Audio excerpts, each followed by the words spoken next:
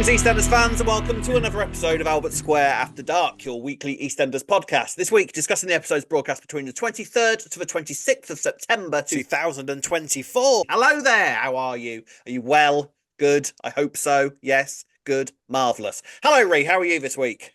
I'm good, Rob. A little tired. How are you this week, Nothing Rob? new there, then. I'm all right. Standard. So, everybody, this time next week... I know you're not really supposed to, like, nobody ever tells people when the driving test is, but I just like that's not going to change the result. It's not going to change the result, is it? By this time next week, I will know when we record. By this time next week, I'll know my driving test results because I'll have done it a couple of hours before we start recording. Driver by this time next week. I sincerely doubt it. His license will be going from green to pink as we speak this time next week. Rainbow coloured. I sincerely doubt it. I don't know. We just got to wait and see how it plays out. You know what I mean? It depends. It depends what happens. It depends just if just have faith. But the thing is, that's all we can have in life, Rob. Faith. It's not me that's the problem. It's all the others on the road. If they weren't there, I'd be absolutely fine. That is true. That is very true. My instructor was telling me quite a lot of tests are failed because of somebody else's mistake that you've just reacted badly to. So it's like if they hadn't done that mistake, they've just cost you like over like 80 quid or something for the cost of the exam. Like that's so if anyone does that to me, I will be slashing tires with car keys in the middle of the night. Under a balaclava. When I was on a driving lesson once, somebody thought I were on a test and it was summer, all his windows were open, and he decided to stop right next to me and go, I hope you can fail. Screamed it through my car window, like stopped the car. And I thought, oh, I'm glad I'm not on a test because that would have really thrown me. I would have thrown you off. Anyway, I hope that didn't happen to you, Rob, on your actual test. What is wrong with people? I know. There you go. Right, ladies and gents, this week's EastEnders was a pretty busy one. Busy? Some Panesar pandemonium kicked off this week. And we also had some news announced, which we shall be discussing at the end of the podcast. The Panesar era. Rob, sorry. That's an end. What? I was going to say that you called. Sorry, I totally. Oh, I did. Well, no, I kind of. You called it. I kind of said this last week, but it kind of just seemed obvious. Like, why wouldn't you go after the big like you've done about 3 years? Why wouldn't you just make the big anniversary your swan song and then just sort of kind of take your leave from there? So the Panesar era will be coming to an end next February. Obviously, we wish him all the best. And we shall be discussing the potential new era, the Wadey era approaches. So that's potentially exciting, if not slightly nerve-wracking. So we'll talk about that later on in the podcast. Right, for now, we have some other stories to discuss. First of all, we will be beginning with Sonia and Reiss and Bianca, who made her trophy return this week, who you're a huge fan of, so that's exciting. So let's crack on with this week's Albert Square After Dark. So let's begin this week. We're talking about Reiss and Bianca and the fact that Debbie's funeral has arrived. And Reiss is all a bit sort of skew-whiff and nervous about it, understandably, you know, because he's responsible for the body in the coffin. And he's sort of acting a little bit suspicious, but I think Martin is basically under orders just to look after him. He's spoken to Sonia and she said, just keep an eye on Reiss, all right, because I don't trust him on his own. He's incapable. Make sure he's eating. Make sure you take him for walks and water him and all of that kind of thing. And clean pints. Out his and pints. Clean out his cage. All that sort of thing. Just make sure he's all right. Yeah. And so Martin, despite his own initial kind of suspicions, and I do think that Martin has a couple of moments this week where he's a little bit sort of like, that's weird, Reiss, you know, sort of. So I think that it won't take much persuasion ultimately for Martin to sort of get on board with the whole. I couldn't figure that out either because the part of me at one point in the week were like, Martin knows, doesn't he? He's just playing him like trying to be his best mate, but I actually don't think that is the case. I think there's a bit of the fact that he trusts Sonia's judgment, because I think there's a part of him that sort of thinks, well, she did go out with me, so she's clearly got excellent taste. So yeah, true. So I wonder if there's a bit of that involved. So for the moment, he's sort of just trusting Sonia's judgment and sort of being on Reiss's side. So he says to Reiss, okay, well, look, just don't worry, I'll drive you to the funeral, okay? You don't have to worry about getting there or anything like that, because Reiss is all sat there having a nervous breakdown about underground timetables and everything. She's like, shut up, I'll just take you, it's fine. But just as they're about to leave, Brenda and Hugh arrive, and Brenda in typical Brenda fashion, bans him from the funeral. So you're not welcome. Away! And sort of chucks the pamphlet at him and just leaves. So Reiss isn't allowed to go to the funeral. So Martin arranges for the Vic to have just a little private little function so that Reiss can remember Debbie, and he's quite touched by people in the square just sort of turning up and wanting to be there for him, which was a nice little community moment. I thought I liked that. Yeah, it's nice. It was. If only they knew the truth, Rob. If only they knew the truth. And one person who has worked out the truth, she reckons, is Bianca, who strolls in. Queen Bee. I love her. She strolls in and she basically starts causing a scene immediately the second that she walks in typical Bianca fashion. Love it. Me for it. And she's basically saying, like, I don't understand why is Sonia being held for something she doesn't do? Obviously, Sonia didn't do this. So she reckons that the only kind of logical solution for that is that Reiss did it. And she's right. And she basically spends the rest of the week trying to sort of coerce the information out of Reiss. And she comes close a couple of times, but she keeps getting stopped and interrupted by Martin and Kat. And they're sort of like, well, to be fair, Bianca, you are suffering from depression. And that's sort of like the secondary part of Bianca's story this week. Because, in fairness, she is acting like a bit of a mess, isn't she? Because she tries to kiss Martin, who she's known for years and years. Why did she do that? Because he's basically family. She was drunk. She's a bit silly. You know, a man was showing her a little bit of comfort. And I mean, the fact that she literally said, "How did Sonia ever let you go?" and then just immediately starts kissing him. It's like, for God's sake, Bianca, get a grip, love. Honestly. But they did try and imply that she drank a bottle of vodka. So a whole bottle, she didn't seem that drunk to me when she tried to kiss him, but sometimes it's difficult to tell with Bianca sometimes when she's sober and when she's drunk. She acts very similarly both times. And so she decides that she needs to get the truth out of Reiss, but she's kind of unsure how to do it. This depression is also sort of taking its toll on her. We kind of led to understand. Kat arranges for her to go to the doctors, but she doesn't go to that. So how did Kat pull that one off? She's not even registered at that GP's and she's got her an appointment. Well, you know, that's the joy of being Kat Slater. She probably just slashed a leg and just like, all right, doc. She said I pulled some strings with Sonia's friend, I think, to be fair. Yeah, exactly. They pull a lot of strings now, but Square, they're like puppet masters, just pulling strings left, right, and centre. So she doesn't go to that. And so she decides to sort of take a different tact and says to Reiss, do you know what? I'm sorry. All right. I am very, very sorry. I'm just upset. As you know, I have depression, so that's clearly having an effect on my actions. And Reiss sort of believes her. It's just like, yeah, it was quite upsetting, but, you know, yes, we are on the same side here. We both want Sonia out. Because I think what Reiss is kind of thinking is just like, if there's a way for me to get Sonia out of prison and for the truth not to come out without dropping myself in that would be the ideal outcome. I don't know how he does that. I don't think there's actually a way of him doing that, because it's not like they've got anybody else to pin it on, you know? Well, this is it, isn't it? Because... And as well, I think Bianca started, I don't know, at one point I thought, oh no, Bianca doesn't think it's Reiss, when Teddy were telling her that he'd got a private investigator involved. Because I think even then Bianca were like, well, have I got this wrong then? Why would he be getting a private investigator involved? But now Bianca's changed tact and gone, keep your friends close and your enemies closer. Exactly. So she's going to try and maybe keep an eye on the PI stuff as well. Maybe she's thinking, I want to be all over that, because what if he hides some information? Yeah. But yeah, Bianca is... I can't believe that everyone else can't see it, but Bianca can. It's strange, isn't it? It's always the way, isn't it? It's always the way. I think people are sort of like, yeah, Sonia probably didn't do it, but then they also don't think that Reiss will have done it. Reiss so it's just so it's just like, well, we're clueless, but you know, we've got your back, whatever happens, because we're a community around here, so we'll be on your side, you know, whatever happens. So Bianca like basically turns around to Reiss, just like, right, cool, so we're friends again then, so I'll just move in with you. Yeah, that's fine. Reiss is no, right, I'm moving back in. I'll go and grab my bags. Grab my bag. Cheers, mate. See you in a sec. See you in a bit, Rooney. So Reiss is kind of quite horrified by that. So I mean, there comes a time where you begin to feel sorry for Reiss. Can you imagine that? Trying to deal with all this and living with Bianca. Good God. I think Bianca would be a hoot. Maybe not at the minute, but normally. Not the hoot.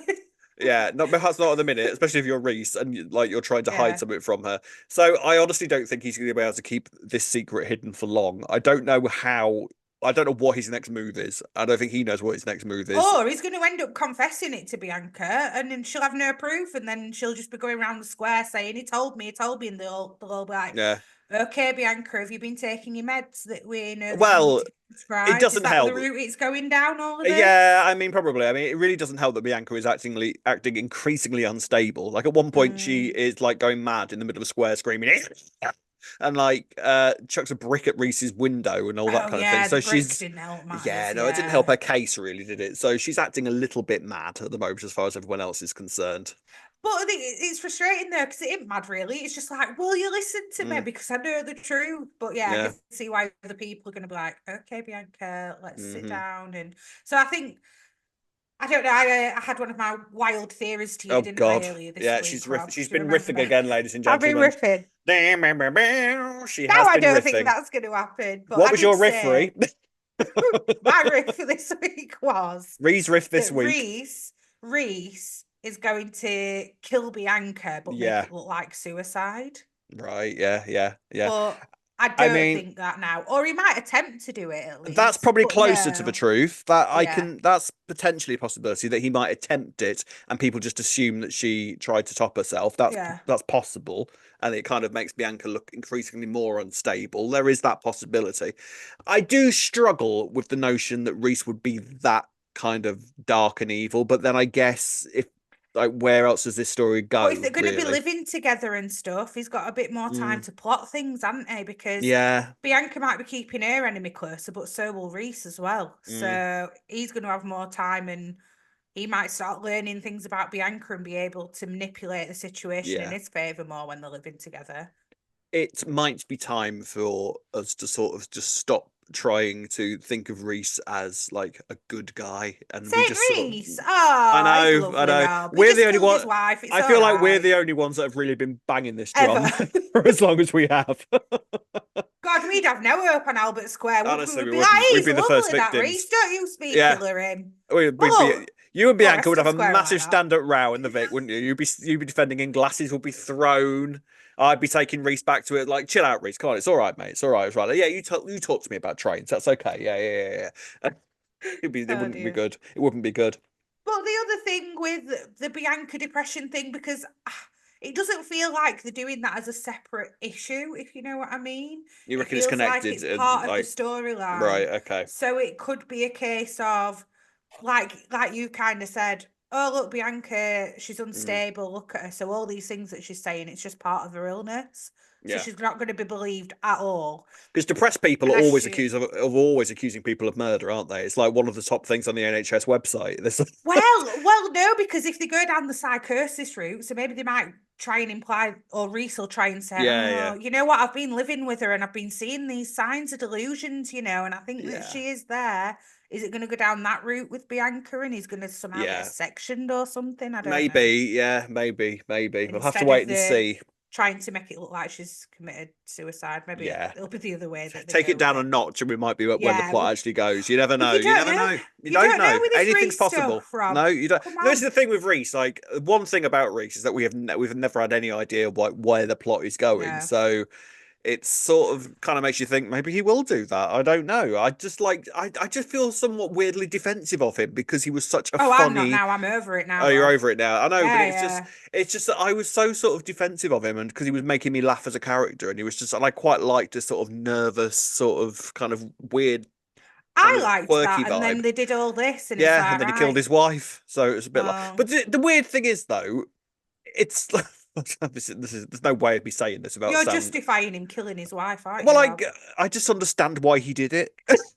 Do you know what I mean? I kind of get it. Like, it's not like this is a grey type situation.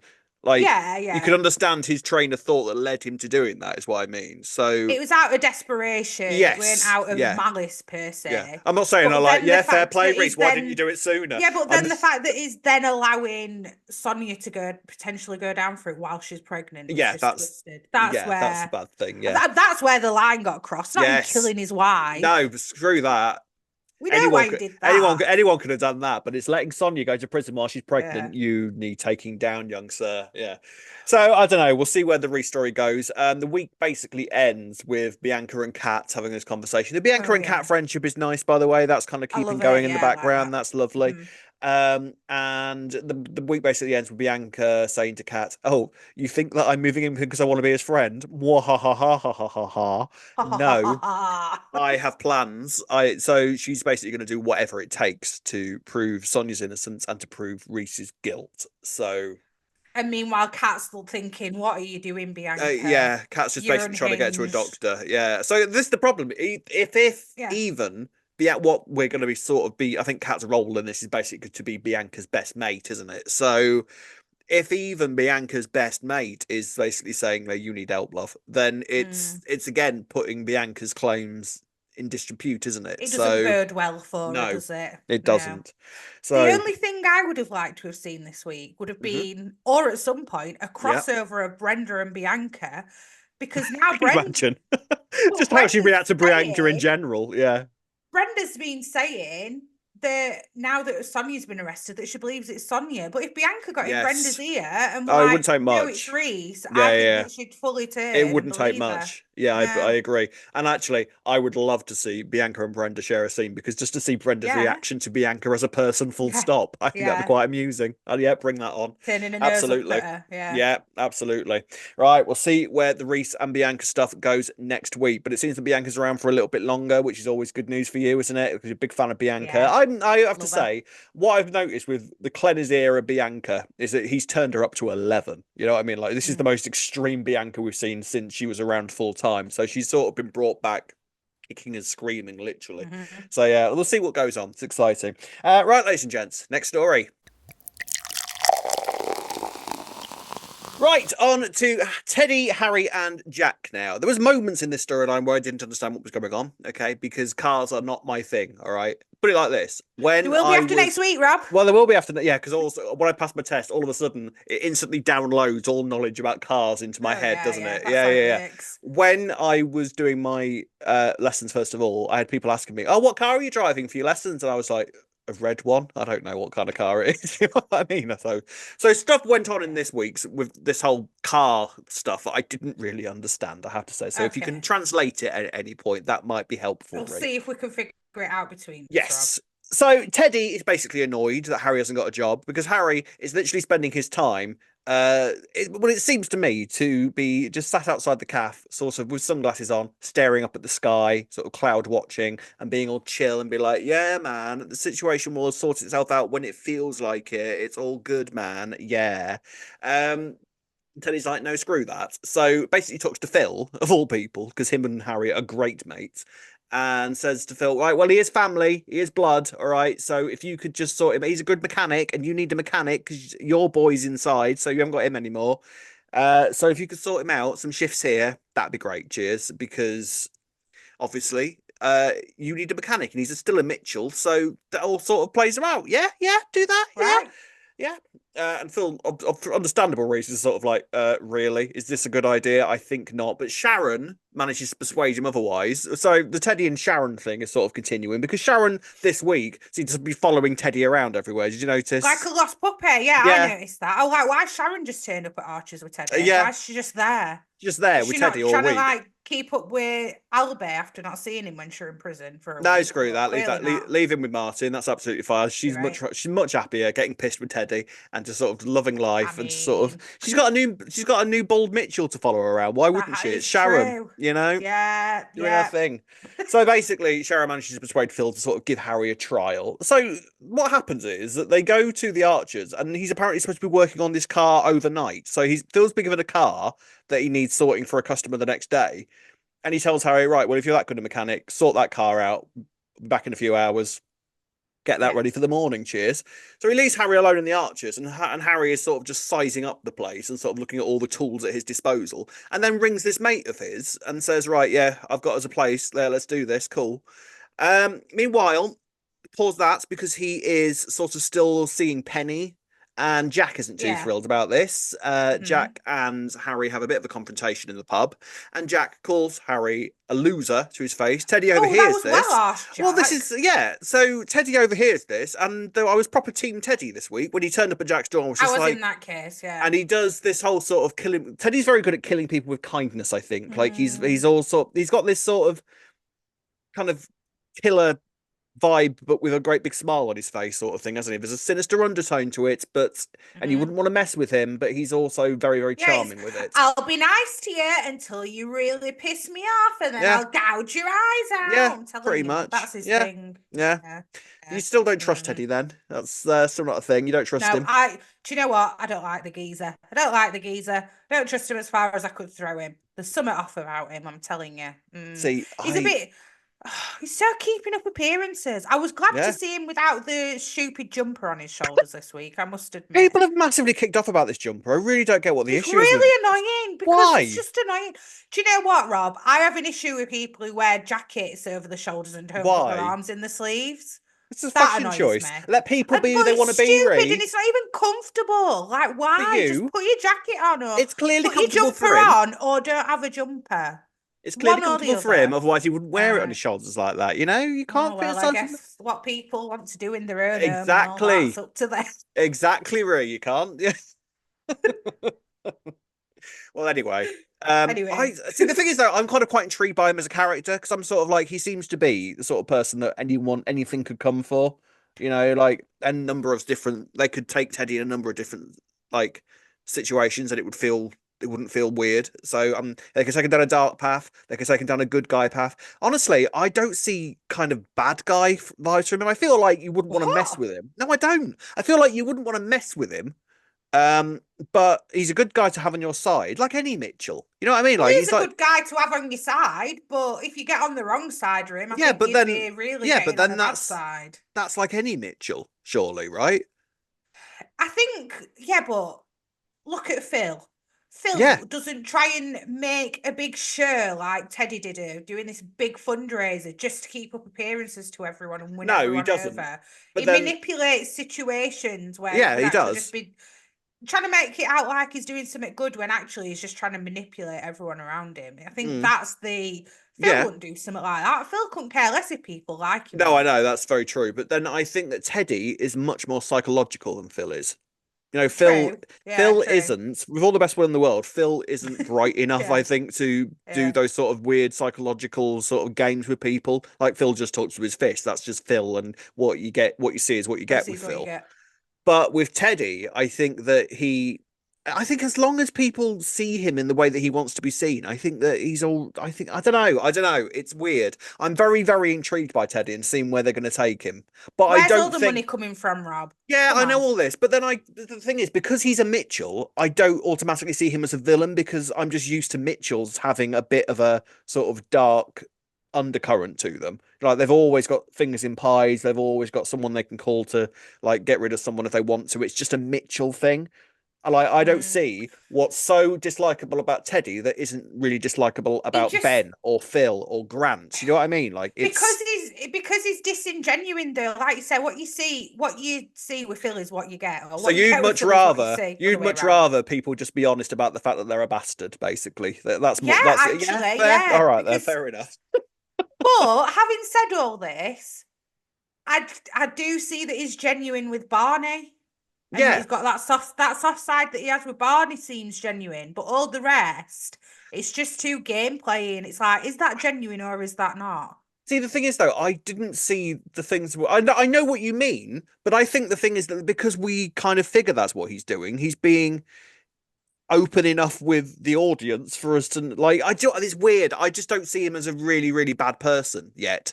I just don't. I feel like there's a But I dark think, undercurrent to him that if you messed with him, we'd see like don't yeah, mess with Teddy. But I feel like everything that he does to be nice to people isn't necessarily. I think there's a side of him that's quite maybe not 100%, but I feel like there's a side of him that's quite genuine with it. Like the whole yeah. fundraiser thing. I think he was quite pleased that he made people happy in that regard. I Do you know what I think a mean? lot of it was Like just trying to make it Harry look works good for him. there. Yeah, 100%. I don't denying any of that, but I also feel like there is 70% I want to, people to see us as good people because we're going to be moving on to the square and I want people to be on our side. But also I think there was a 30% side of him was just like, yep, that's really worked for people. I've I've done something cheered good here. people up as well at the Yeah, same time, so yeah, win-win. yeah, I think we just need to know what it is about him because yeah. there's that We need to know what they're running. uncertainness. We need to know what he's running away from, because they've run away from Yeah. something to move to Walford, haven't they? So we need to know Yeah, what and exactly is going are on. they running away because, like, is he a Robin Hood? Is he stolen from the rich to Yeah, help the I'd love poor that. kind of Yeah, I'd situation? Is love that that. what it Yeah, is? So actually, yeah, he's not bad. He I would tries to love use that. his badness for good, Yeah, I or is would he? love that. Or is it Yeah, something dodgy? yeah. That's what we need to know. Once we know that, we can properly make our I mind think up. it'll be it's going to be something dodgy either way, but I think Yeah, it's but is really it a weird. good dodgy or a bad Yeah, dodgy? it's really Yeah. weird for me. I think giving him the name Mitchell sort of gives him an automatic sort of like pass almost. It's like, yeah, you're a Mitchell. Of course, it's going to be dodgy, Mm. but it's like whether you're likable with your dodginess or not is the problem. And I think that for me, he comes across as quite likable. But then maybe, like we said with the Reiss situation, when me and you were sat there having a What do we massive know? row, when we're sat there having a massive row with Bianca in the Vic, me and you were in the Vic having a massive row about Teddy, and I'm sort of like, Teddy's on my side, yeah, Ree, get like, and I'm chucking a drink in your face and all that kind of thing. That's what's happened, Yeah. isn't it? So Yeah, hey, literally. we shall see what happens. So basically, Jack, we've got a complete tangent there. Jack isn't happy about Harry and Penny spending time together, and Yeah. he overhears this kind of meeting going on between Harry and this dodgy mate of his. Jez. So, Jez, yes, Jeremy. Jeremy Powell, who's Jeremy. very Can I well just say, known. yeah, can I just say, there is not a single young gangster in the world called Jeremy. That isn't a I mean, I thing. didn't even think about that. There's no Jez. wonder he has to call himself Jez. He's sort of like, oh, going into the gangster world now. I can't be known as Jeremy. That's impossible. That can't Jez. work out. Jez it is. Jez, that sounds hard. Yeah, that sounds tough. I'll go for Jezza. Jezza. The only people that know him as Jeremy are the police and his mother. That's it. Yeah, probably. And his dentist. That's about it. Um, so Jack arranges for the police to turn up at the Archers. And this is where I was confused about what was going on. So please translate. What exactly was this job that they were doing? Because they were talking about they were talking about a flash car and parts and So to what was me, going on. they'd stolen a car and they were trying Right. to make it not as distinguishable as it obviously was before. So I don't know if you have Why? like So, parts but on what? cars and So, oh, stuff. right. So what? They've stolen this car. But then why would they steal it if they're going to put other cars parts on it? Because surely then it loses its value, doesn't it? Or it isn't as good a car as it was. So what was the point of stealing it? I don't know, Rob. I'm not very cars either, to be honest with you. But I don't know. I don't know what they were doing. Something dodgy with a car. All right. Something dodgy with cars. Something illegal that nobody wants to get caught out doing, They're essentially. just That's what. they're basically trying to disguise the original car from what it was so that they can Yeah. sell it on. But I don't Why understand or why they how would they do do. that, Yeah, I'm I not don't understand sure. why they do that, or how selling the car off when it's got different parts attached to it that weren't its own parts is going to help sell it. Well, I, presumably it'd be parts from the same car, but like from the same brand. Maybe like cars that have been write-offs there. And yeah, then I you'd don't know. save some of the parts for them and they've got older and some, I don't know. I know they did try and explain all this during the scenes, and it just went over my head It was completely. something dodgy to Yeah, do that's all with we need to know. stealing cars Something and doing them dodgy. up. Yeah. Exactly. Something dodgy. So Jack turns up at the Archers, flanked by these two officers. Phil's there as well, because Jack always takes quite great pleasure in sort of winding Phil up when he can. So he goes, oh, yeah, and I'm getting a warrant, and I'm searching your premises, because I think something dodgy's going on there. La, la, la, la, la. So they're there, and this car is basically under this massive, like, cover. And Jack's like sat there like a game show host, waiting to reveal this prize that's underneath the cover. Pulls it off, and there's just an old car sat there. It's the car The one that that he should have been the fixing, one I that he should have been think. fixing. Yeah. Again, this is where I was just so confused. I was like, "What is going on? I don't understand any of this." And then it turns out that Teddy worked out what was going on and switched the two cars Yeah. around. So Jack had nothing to prove. Jack had nothing to arrest him for, and all is well with Harry. Phil kind of works out what's going on, but Teddy basically persuades him, just let him finish his shifts. He will do it for free. He will get these cars sorted, and he will show you what a good mechanic he is. Just give him a chance, all right? We're Mitchells, all right? We've all done dodgy stuff. There's no point you getting all sanctimonious about it, Philip. You know, this is you we're talking to. So, and let's be honest, plenty of dodgy stuff has gone on in the Archers over I the know, years. but even Phil has a limit. Like, it's your first shift and I've got police coming around with Yeah, a warrant. Are fair, you mad? fair. Happy same. So Yeah.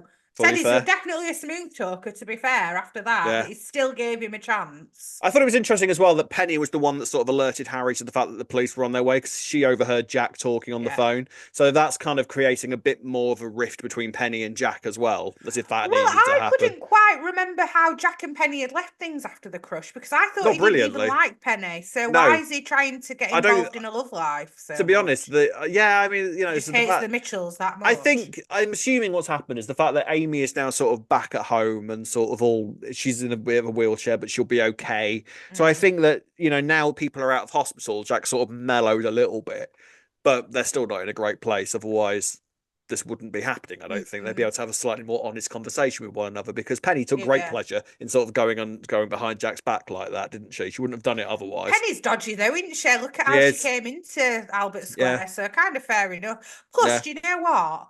Even I wanted them all to get away with how smug and sanctimonious Jack would be about it all this week. So I don't blame Penny for being like, no, piss off, Dad. Yeah, exactly. Come on. Exactly. So like we say, in the meantime, this fundraiser goes on. Teddy arranges for this fundraiser for Sonia to go on, and this is basically a great success. Like the square is all holding Harry in high regard, they're holding Teddy in high regard. Now there is a moment of conversation between Bianca and Teddy, and then another conversation later where there's possibly a bit of a link and a bit of a clue to a returning character because they're talking about Teddy and Bianca are talking about kind of flash cars, and Bianca mentions classic cars, and her dad Bianca mentions that her dad is kind of quite into all these cars. And then there is a classic car at the event, and it is mentioned that Teddy's mate Dave was the one that sorted it for them. Yes. Who's Dave, Rob? Who's Dave? Who could it be? It's got to be, hasn't it? It's got to be, yeah. I can imagine. To be honest with you, if what we get from Teddy at the moment is kind of how he is with everybody, I can see David and Teddy getting on quite well. To be honest, can't you? I can actually, definitely, and I can see him being a bit dodgy with the cars together as well. Because David's not exactly an angel, is he? So no. Yeah, that would be an interesting pairing. Actually, I'd be intrigued to sort of see that. So yeah, bring that on. And so that's basically it for this story. So it's sort of Teddy and Harry have sort of saved themselves. I think Phil is a little bit sort of suspicious about it, but there's not a huge amount that he can do. Sharon and Teddy, I think that's going to happen at some point in the future as well. And yeah, so we'll sort of see how it goes. How's Phil going to take that when Sharon and Teddy eventually? Not well, would be my guess. I wonder if eventually we're going to come back to this whole Phil being lonely stuff because we haven't seen this for months now. They sort of this is it. Maybe and then maybe it'll rear its head when Sharon inevitably gets with Teddy then because Phil did try and kiss Sharon not long ago, didn't he? So he did. So we'll sort of see how that goes. There is one little section of this storyline that linked into our next story, which was another time where Harry was able to make himself look like the hero.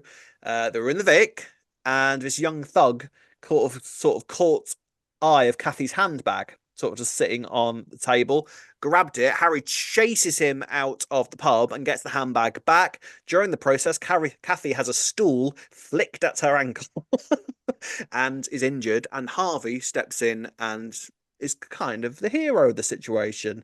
And the Kathy and Harvey situation is what we shall be discussing next. So, yes, Harvey and Kathy. So, it is an affair on the horizon here, Ree, do we think? I think it might be heading in that direction.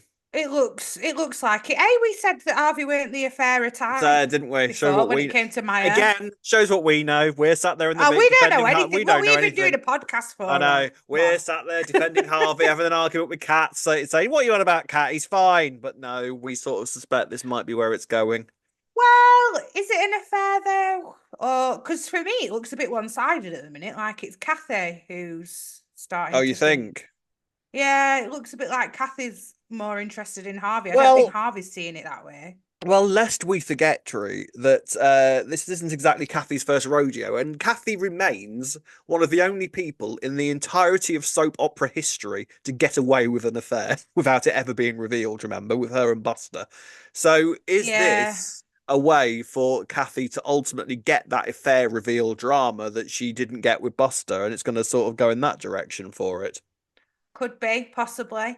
I thought that Harvey and Kathy were long gone there because they did go out at one point, didn't they? Yeah, they did. Yeah, and that's just kind of not even been mentioned either that they're exes. Yeah, I'd forgotten about that. I was going to say, oh, they can't do that. Rocky's his best mate and he's still her husband. But when does that stop anyone, Albert? Yeah, Square, let's be it didn't really honest. amount to anything in the end, did it?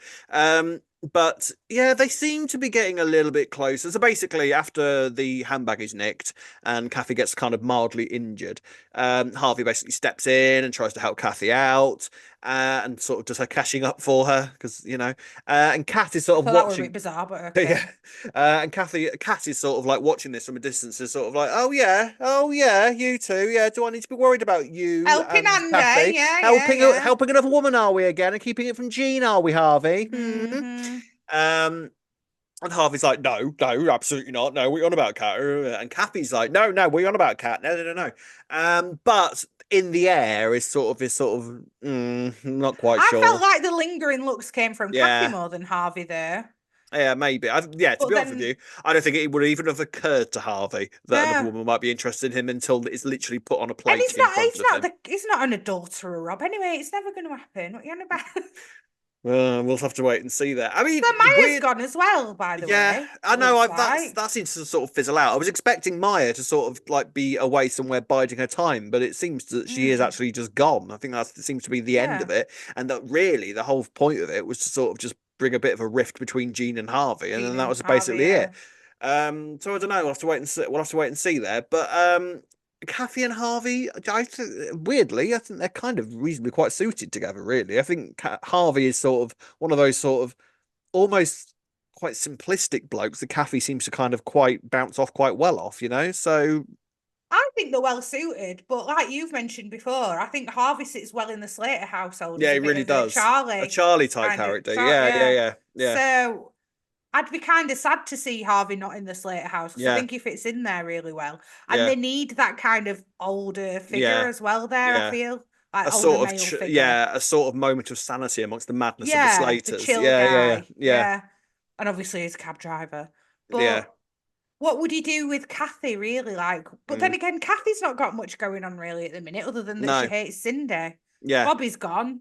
yeah. So So it's giving I don't Kathy know. something to do, but Watch this space with it, I think. But I'll be disappointed if it turns into an affair. But I think it is gonna go that way, isn't I it? think ultimately it is going to turn to a vet because Mm. otherwise, what was the point in any of that this week? So it Mm. is definitely going to turn into something, but whether it goes down the more predictable route remains to be seen.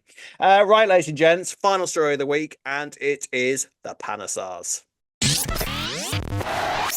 So the biggest storyline of the week this week was the Panesars. Everything that this lot have been keeping secret from one another is now out. Okay, the fact that Suki and Vinny were trying to wheedle all Nish's business and money out of him, that is out. The fact that Nish knows about it, that is out, and it all kind of comes to a massive climax this week, sort of. There is still obviously one last big chapter of this to play out.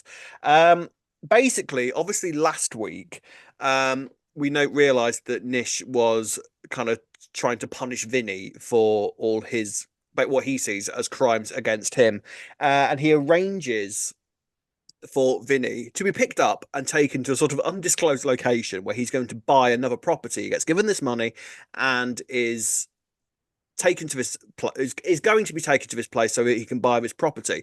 The With idea behind, cash. yes, with cash, with 130 grand in cash, which never looks suspicious when you're carrying that around. No, no, not at all. And the idea apparently is for this place to be sort of the new place where they're doing the money laundering and the police won't be suspicious of it and everything will be absolutely fine and Vinny's hands will remain absolutely clean.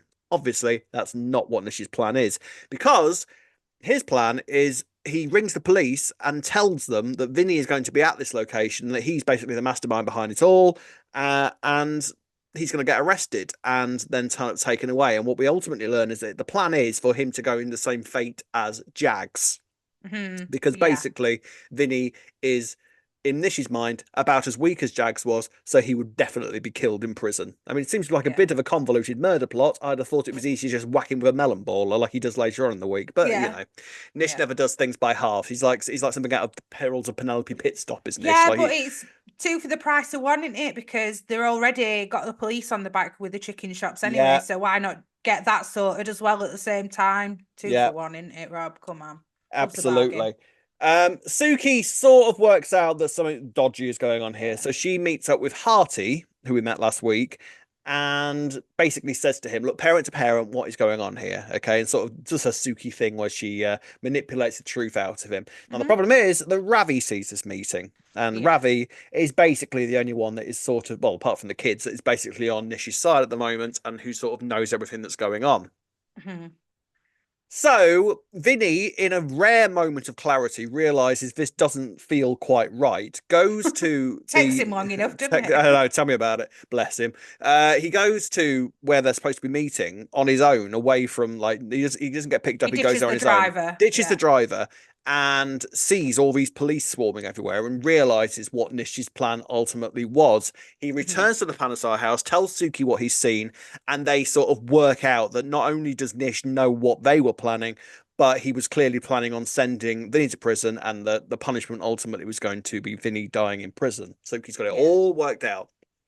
Now, the problem is that Vinny has this 130 grand in cash just sort of there. So they're like, right, well, run. You go, all right? So we'll call you a taxi and you'll run away and everything will be absolutely fine. We'll deal with the fallout and you'll be safe, okay? So Vinny's like, cool, yeah. So King's Cross and then wherever. Vinny's quite happy. He can hear Julia's theme tinkling in his brain already. It's like, this is my exit. That's absolutely fine. He can see himself on the plane looking down at Walford as he goes along, you know, just doing the classic end credit scene. He doesn't get that, unfortunately, though. Because Ravi relays what he's seen to Nish, and Nish works everything out. Storms around the Panesar house. Now, they've called Vinny a taxi at this point. Yeah. You're a taxi. And basically, basically, they have called. There was a big, like, what was it? The website of Cat's Cabs was on the laptop. No, he saw a text on the phone, weren't it? Oh, yeah, it was something like he saw some.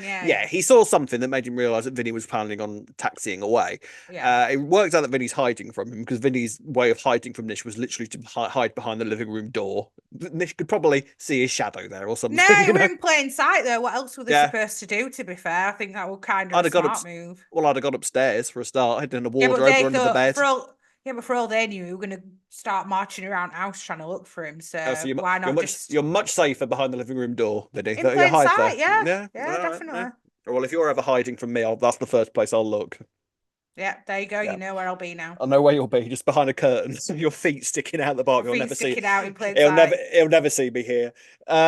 So Nish cancels the taxi and then picks Vinny up. Now I know what you're going to ask here. I know exactly what you're going to ask here. Where did Nish get a taxi from? I would not have thought of that. I just, to be honest, I was like, it's Nish, he can do what he wants. I'm sure he can acquire a taxi with no problem. Yeah. To be honest, I didn't even question it actually. Oh, fair enough. It does. Yeah, sorry. Yeah, I thought you'd be riffing away. No. It does result in a fantastic duff on Monday, which I thought was such an amazing shot. Did you predict that it was going to be Nish behind the wheel before it was revealed? Well, when they started driving away, I was like, oh, well, obviously it's something dodgy. I didn't think it was going to be Nish himself, though. I thought maybe he would have got somebody to do it and drive him to somewhere where Nish was. I didn't think it'd be actually Nish, no. I did sort of work it out before it was revealed. I was sort of like, I bet that's Nish behind the wheel. But it didn't take away from the effectiveness, I thought, of that final shot of Monday's episode where it sort of pans across to the driver. Vinny sort of sat there, sort of kind of breathing with relief in the back of the car. And then it sort of pans across, and Nish's face, because it's at night time, Nish's face is just revealed by a passing street lamp as they're passing. It was really effective, that moment. I thought I like that a lot. Great shot. So, I mean, I wasn't sure where it was going to go from that point. I was sort of like, so is he just going to drive away with Vinny now, and then we're not going to see Vinny for a while, and ultimately it'll transpire to Suki that Nish is him tied up somewhere in a warehouse or something like that. I didn't know where it was going to go. That's what I was thinking, warehouse, actually. That was straight away where my brain went. And also because Nish is so weak physically himself, I didn't know what was going to happen. So I'm like, where are they going to go with this? And is he going to get people involved? Yeah. He doesn't seem to have many cronies, does he, Nish? No, he's not. He uses his sons for everything. Yeah. he finds a bit of strength within himself though, because ultimately he True. reveals it in the next episode. They're driving along and he reveals himself to Vinny, and then he takes him to the restaurant, which I thought was a bit of a dumb move because it's like you could have gone anywhere. You've got a taxi, you've got a car, could have taken him absolutely anywhere. You'd have been better off taking him to a warehouse than going to the restaurant where your other son Yeah, but works. that is true. But he did know that it were empty that night, luckily for Yeah, him. and there's a Yeah, melon baller there nice. that I can whack him with as well. That sort of What's a works. melon baller? You ball melons with it. Is that what it was? I thought it were I think it was a melon I baller. thought I it was were a looking at it coffee like, filter thing oh, it for might a have been, coffee yeah. machine. That's what Oh, I you thought might. it Oh, that was. might have been it actually. Yeah, you might. It was. Yeah. It was one of those implements. I was sort of like, "What is that?" And I'm sort of Yeah, staring yeah. at it. I I thought it thought was it a was for melon a ball. coffee machine. You might be right actually, because they're a bit chunkier than melon ballers, aren't Mm. they? Yeah. Anyway, so they end up having this at the restaurant, and the big old confrontation occurs. And I thought actually, Vinny's best episodes this week that he's had for Oh, quite a long yeah. time. I thought I was really impressed with Vinny this week because Vinny Mm. is terrified, rightly, because Nish is clearly planning to kill him. Like he's sat there playing with knives, doing the whole sort of evil villain monologue stuff. It feels like this is in the run up to Vinny's final moments. It does. Um, Suki, meanwhile, kind of happens to see Kat and it's sort of like, did he get to the airport? Okay. She's like, well, I don't know. You cancelled the taxi. And then the wheels of motion start to turn in Suki's Mm. head. She runs straight to Ravi and sort of, poor Ravi just gets accused of everything this week. And he keeps trying, he keeps walking in just I like, mean, stop fair trying to though, Rob. kill He one did. another. Yeah, but he did. Ravi was the one who nearly killed Eve in the week, Yeah, I so it's know. So, kind of a yeah. fair Yeah. assumption. Yeah. But I thought Ravi's point of view was quite interesting this week. I did as well. Yeah. Yeah, we'll talk about Mm. that in a second. So basically, well, yeah, because basically they work out where they're likely to be. Nish is Gee sort of, whiz, where's where empty could they tonight that be? he's got access Yeah, to? that's easy to get to. Where could they be? So they go to the restaurant. Just as the Vinny and Nish argument is sort of escalating and reaching its peak, they're basically battling with a knife, and it's all going quite intense and crazy. And Ravi basically comes in, manages to break them up, and Vinny is kind of on the ground, basically nearly unconscious because he's been whacked with this weapon. And Ravi basically turns around to Suki and Nish and is just like, "You're as bad as each other, okay? All this is people getting hurt because of your war." Which I don't know. What was your thoughts on that? I thought it were a bit victim blamey, to be honest, on Suki's part. But I kind of see his point. But then I'm like, Ravi, do you not remember how you disowned your dad at Christmas when you Mm, saw him try to attack Suki? You saw yeah. exactly what his true colours were. Why are you now? But also at the same time, Suki knew that she was playing with fire by getting Vinny involved, and then Mm, did let it get this yeah. far. Yeah. But again, the principle of it is he's took everything from her, and she's just, a woman who's Mm, come from a coercive, abusive relationship trying to get what's rightfully hers. But yeah, then she's put her son in the crossfire. If I'm honest with you, though, that whole thing, Ravi, yeah, I thought that's an interesting take. But then I'm like, is everyone forgetting that Suki got like Jag sent to prison because yeah, like, exactly. This is the there's intro. that little other thing. This is the interesting thing that Suki is never like, she's no angel, is she? And she has No, on more than one occasion used her children as weapons yeah, she and has. used them also as shields from herself as well. Like she's lost one kid because of that tactic. Mm, Ash has run away to get away from it all. And and Kirat's now in prison as well. So she's basically just been losing her kids to this thing that's been. mm. I mean, and Jags and Ash were gone way before Nish even turned up on the scene. So it's interesting. I can kind of see Ravi's point of view. I just thought it was maybe a little bit odd coming from Ravi of all people. Yeah, true. Yeah, because Ravi has seen Nish's true colours as well, Yeah. but then in that moment, Ravi was hurt that Vinny had lied to him as well, I think. Mm. So I don't, we're a bit, but on the whole, I thought they were all being quite harsh to Suki. Like I said, she was massively, she's been a victim in Nish for a lot longer than anyone Mm. else has. So, Mm. Yeah, it was an interesting point of view, but it does seem to land in Suki's head like, oh my God, you're right. Yeah. So ultimately, these two end up talking properly for the first time, and it's sort of like I was confused as to where is this going. Like, what's the ultimate plan here? But Suki might be prepared to let bygones be bygones and say, do you know what? You're a dying man. Let's just let's just put this to bed, all right? Let's like I'm gonna For go the away and sake live of my our life. kids. Sake of our Yeah. kids, I'm gonna go away and live my life. You go and like live your last days out doing whatever you want, and let's just put this to bed. But Nish is ultimately sort of like, no, it's gonna be my final wish to see you absolutely destroyed. Which then leads into Nish starting to have a heart attack because Suki and him are just sort of Instant like karma. instant karma, resulting in possibly Suki's campest moment for a long, long, long, long time. It's been a while since we have seen the eyebrow at work, but it's back in Yeah. full force this week. I'm tempted to give my gold star to Suki's eyebrow this week because my God, does that eyebrow put in some work? Because Nish starts having this heart attack and appears to be all of a sudden on his dying day, and he's basically begging for Suki to call him an ambulance. And Suki just pours herself a brandy and realizes, no, actually, this works. I'll just sit Why here not and watch you watch. die? I'll just watch you Yeah. die and just enjoy it. And I'll just smirk and sip my brandy and arch my eyebrow and give the best duff face there's ever been. And it's a fantastically camp moment. A lot of people online were comparing it to Kim Tate in Emmerdale, where she that classic kind of quite famous moment in Emmerdale where Kim Tate basically murdered her husband and he was dying on the ground in front of her, and she basically just pulled out her pocket mirror and kind of casually held it under his nose to see whether he was breathing or not. Saw that he wasn't, looked up at the mirror, did her makeup, and walked out of the room. So it was sort of giving those sorts of vibes where she was just really sort of enjoying the pain that he was suffering. Um, but did you think at that moment that was the end of Nish? Did you think that that's where it was Yeah, going to go? I was thinking this is it, isn't it? This is his dad. But then I was like, midweek in September, Yeah, on a surely Tuesday. not. People don't die in Yeah, EastEnders on a Tuesday. It's the no, one day of the week you're exactly. safe. Yeah, yeah. Yeah. Yeah, it was weird. I was sort of like, if he does die here, it would kind of feel right because Mm, ultimately he's always said that his dying wish is for Suki to be by his side when he yeah, yeah, dies. So that would have kind of poet. And I always said that there was many ways where they could ironically make that happen, like many yeah. sort of weird ways in which that could be subverted. So it would have worked in that regard, and Suki would have had that ultimate moment of satisfaction, Hmm. and the ultimate moment of Suki from the Six doing her thing as well, where we always thought that Suki might be responsible for Nishi's death ultimately. That could still happen. But even Avani walking at the last moments, Avani, bless her, I mean, she's a young, naive kid, isn't she? So as far as she's Hmm. concerned, her granddad's dying on the floor.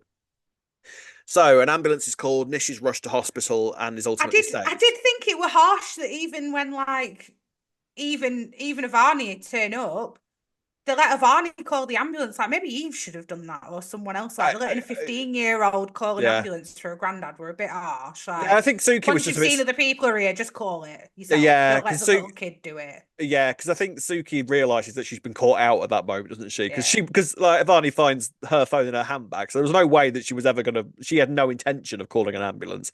So the ambulance arrives, and Suki and Eve sort of realize, yeah, we need to cut this. We need to cut this now. Like you need to sort of Arnie out immediately. So they rush to hospital, Mhm. and basically, Nish is told at that moment, yeah, we've saved your life at this moment, but this has reduced your lifespan by quite a long time, and he's probably now just got weeks to live. Go till Christmas. Oh, you reckon? Is it Christmas? Do you reckon?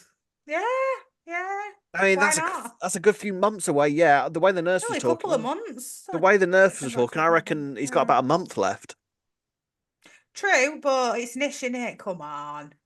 I don't know. You might be right. You might be right. I mean, the thing is, he's got to still have the power to do something, one last horrible thing, hasn't he? Like, there's got to be some massive climax to it at some Mm. point. But he's Because this lasted is this long. Why not kill him off at Christmas? Yeah, I know what you mean. I think it would be a great time to kill him off, but I do sort of wonder, like, is he going to have that long left, really, in terms of because if you've got weeks left to live, you're going to very quickly sort of deteriorate from there, aren't you? They didn't say weeks though. They didn't actually say Oh, weeks, did they? Nish They sort of didn't guessed weeks. really Yeah, say. that's And then true. Avani said, "Will he be here for Christmas?" And the nurse said, "I just suggest you spend as much time as you Yeah, can with your family." yeah. So could be, could not be. You never know, Well, dear. Nish kind of figures, right, okay, well, these are my final days. I better get my will sorted. So he calls his solicitor and then calls the family around once that's done. And it turns out that all of this has been for nothing because he leaves everything to Nugget and Havani. Yeah. Now, the weird thing is at this moment that Suki had the nerve to be angry about that. And do you know what I mean? I was sort of like, how could you possibly be surprised that he's done that, Suki? Like, did you really think that he was going to have It, a moment yeah. of like, oh, maybe Suki should get something? Like, why would he do that? So, you know, when he gave it to Suki to read, did you not think that it were going to say Suki on it for a No, minute? not for a Oh, I second. did. I was like, he's softened. He's gone, do No, you I know what? thought Life's too short. She's brought my kids up. I'm going to give it all to Suki. no, And chapter closed. And that's why you were letting Suki read it. I no, was I surprised I thought he was when he literally said just Ivani and giving it to Nugget. Suki to read, just to rub the salt in. Well, yeah, it transpired. That's what it were, Because yeah. it made no sense. Like, why would he ever give anything to Suki when he knows at that moment? Because he's a vengeful man. Like, it doesn't. True. He's a twisted, illogical, angry, I got pulled in, Rob. I jealous. got pulled in, all right. You I know, thought you it were got going to pulled say in. Yeah, Suki. you're all sat there in the Vic defending Nish to everybody now, aren't you? Yeah, like, Yeah. come on. Is it in his last days? It's in his He's last softened, days. He Rob. wouldn't I'm do that. telling you. He wouldn't do that. Yeah, It it makes didn't make. sense to give it to Ivani and Nugget from Nish's perspective, though, Yeah, if I'm honest with you. Why wouldn't you leave stuff to your grandkids, actually? Priya's quite happy, but it's He's interesting though laughing. that like, it's not just Suki that gets nothing. This is Vinny doesn't get anything. Ravi gets nothing. Just Hasn't he already given Ravi the he's pest given it in the control restaurant, but then place? yeah that's true, and he's also got the restaurant. So I kind of think so yeah maybe Ravi's fine. I mean, he probably would have liked Mm. something else, but he gets absolutely nothing. So all of Nish's money and everything else that hadn't already been sort of sent off to somebody else goes to the grandkids, and Suki is Was just it a sort of bit of like a reward for Ivani, though, as well? Because she did save him. loyalty. So Yeah, was I it mean, like, probably. Yeah, my probably. lo- Yeah. I imagine there was a bit of that as well. Yeah, I imagine that there was a sort of like because Nish has always rewarded loyalty as sort of exactly. in his own twisted Yeah, yeah. way. Um, so the final chapter of Nish will approach soon. So where do you think it's going? What do you think is going to happen, or how do you reckon we're going to finally see the end of Nish? Well, Suki's adamant she's still going to get older, everything. So this war's not over. No, not by a She's long still shot. adamant she's getting it all, but she has then gone to Nish and said, I think you need to spend time with your family. What is she doing now? Is she trying to pretend that she's softened and then she's somehow going to get everything? But how's she going to get it? She's already found out that this will is tight. The only way that I can possibly see her managing to change his mind is if she decides to pretend that she loves him for a couple of weeks until he dies. Mm, It's the only way I think it, and I think it would. That's the only thing that could possibly work with Nish because I true. think he's. I don't think he's intelligent enough to know what she's doing, but I think that he is. He is malleable enough for them to go. Do you know what? I'm quite happy to pretend that you love me for a few weeks as well. Let's just do this play Do you until I reckon? die. Mm. I don't know. They did I don't have know. that moment where he said, you did love me once, though, didn't you? And she That's what I said, mean. He's yeah. grasping at anything that Mm, makes him think that this fantasy he's got about him and Suki mm. has ever been a reality. And to be honest with you, I don't even know if the Suki and Nish thing, like, how quickly do you think it was before Suki kind of fell out of love with Nish? I imagine it didn't take that long. No, that's what I thought. Or maybe it was like, because they got together when they were really young. So maybe Yeah, it was once she'd kind of matured and could see the yeah, dynamic of the yeah, relationship for what it was. So maybe a few years. I don't know. yeah. I don't think it would have taken that long at all. No. But ultimately, yeah. I mean, obviously the war isn't over by any stretch of the imagination, but it's I don't know. I think it's all going I to end in don't quite know. it's all going to end in quite explosive fashion whatever happens, and I Mm, feel like that whole wish of Nish having Suki by his side as he dies is going to play out in some way, but how that yeah, plays out, how? It yeah, would have been remains to be perfect this seen. week. It would have All been, I yeah, know is everyone needs to stop going in Wolford's kitchen when there's beef happening in Panesar yeah, family because too many everyone gets injured weapons, in there. Exactly. too many You got weapons, pots, pans, knives, coffee coffee filters, filters. melon They need to stop ballers, going in that kitchen until Nish is gone. That's all yeah. I'm going to say. Yeah, Mm. 100%. Right then, gold star this week, Ray. Who are you giving it to? I think Suke I'm going to give it to this week, to be Fair honest. enough. Suki and a fabulous eyebrow. I think I will give mine in that case to Vinny. I thought you would, so I thought Yeah, let's just see yeah. I what thought Vinny had a great week. I thought he did. Shiv did it excellently this week as Vinny. It was probably one of his best weeks. So there Mhm. we are then, Suki and Vinny for the Gold Stars this week. Let us know about your thoughts of this week's EastEnders in the comments section. Where do you think the Nish storyline is ultimately going to end? Stick it in the comments down below and tell us who your Gold Stars 2 are going to this week. Right, ladies and gents, final bit of news this week. The Clenshaw era will soon be at an end. So we knew this day would ultimately arrive. Chris Clenshaw will be stepping down as executive producer after the anniversary. So we've still got months of him to come, but he will be leaving after the 40th anniversary. After 3 years in the role, Chris Clenshaw has made the decision to step down as executive producer of EastEnders in February 2025, once the soap has celebrated its 40th anniversary.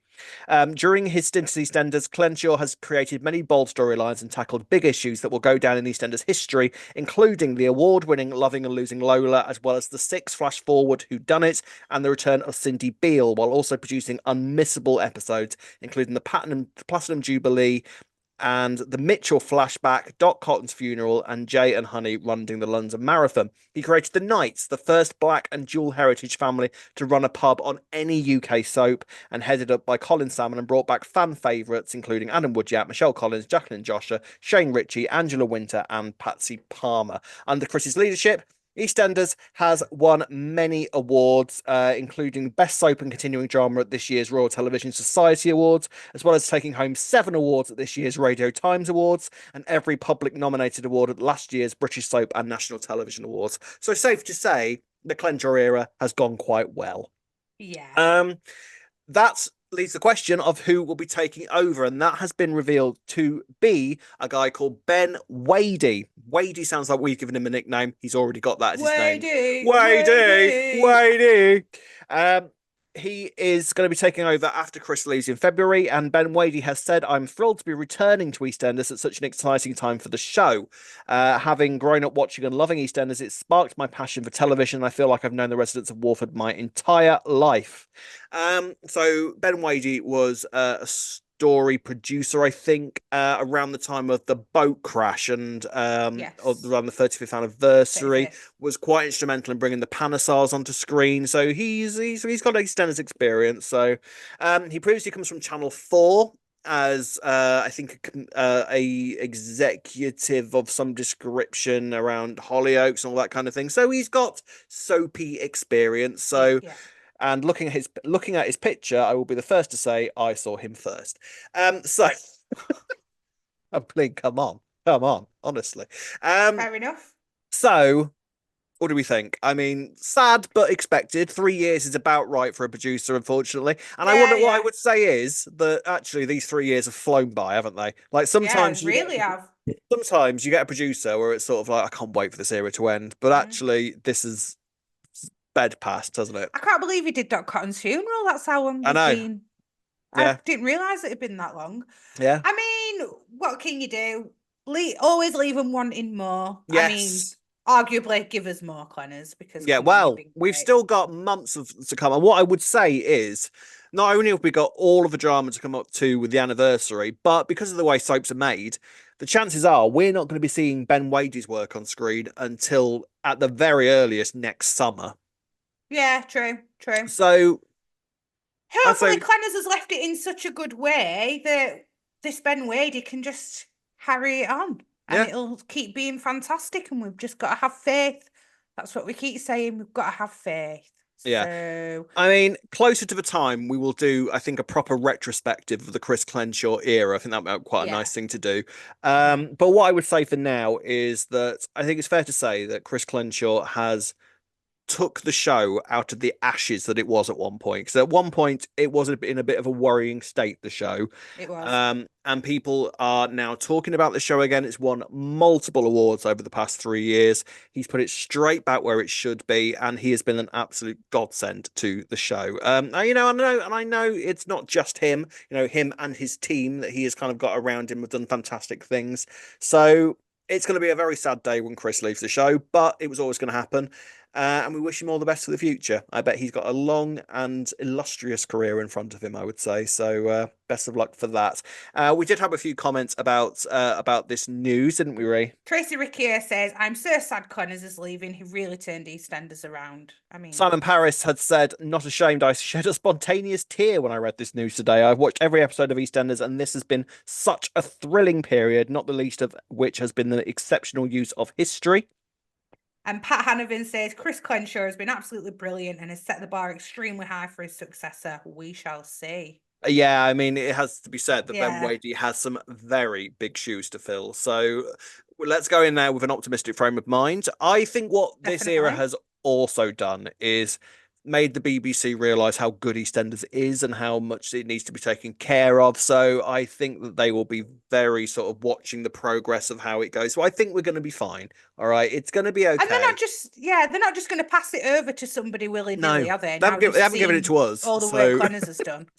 Yeah, you know, so It'd be great, Rob. I don't know. Oh, thanks. I'd love that job. I'd sit in my office chair, swiveling around. Dream job. It'll be marvelous. One day, maybe. But yeah, sad news, but it's exciting news for the future. A new era of the show is always exciting, if not slightly nerve-wracking. We will talk more about the new era as it comes closer, because also what always happens with a new producer is, you know, some people might be leaving, some people might be some culls, some axings as they're known. So I know. Yeah, okay, I'm not going to mention the two that we deeply regret from many years ago because I keep talking about it too much. Exactly, yes. Ronnie and Roxy. Let's have none of that though, please. Ronnie and Roxy. Right then, ladies and gents, that's it for this week. I'll see you the same time next week when I will have had my driving test. So that's going to be a thing, isn't it? If you'd like to get in touch with us in any way you like, you can do the following. You can find us on Facebook at Albert Square After Dark, on X and Instagram at E20 After Dark. If you're watching on YouTube, don't forget to like and subscribe. You can listen to us on Apple and all your favourite podcast sites. Drop us an email at e20afterdarkpodcast@gmail.com. You can buy us a coffee on buymeacoffee.com/E20 After Dark. Yes, you can. Thank you very much for watching. Thank you very much for listening. And like I say, we should be back same time next week. Until then, it's goodbye from me. Goodbye from me. See you next week. Goodbye. Bye.